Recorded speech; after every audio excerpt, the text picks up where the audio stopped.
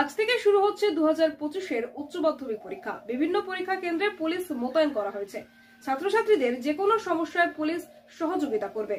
তবে আজ খারিক গুণসিন্ধু বালিকা বিদ্যালয়ে উচ্চ মাধ্যমিক পরীক্ষার্থীদের হাতে সুন্দরবন পুলিশ জেলার রায়দিঘি থানার পক্ষ থেকে পেন ও জলের বোতল দিয়ে মানবিক কর্মসূচি পালন করলেন রায়দিঘি থানার পুলিশ আধিকারিকরা।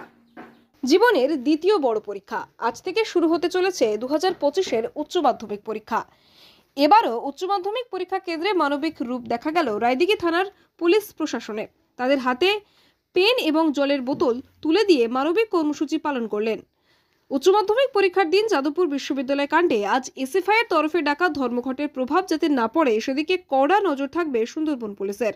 পুলিশ সুপার কোটেশ্বর রাও জানান, পরীক্ষার্থীদের কোনো রকম বাধা সৃষ্টি না হয় সেদিকে তৎপর হবে পুলিশ।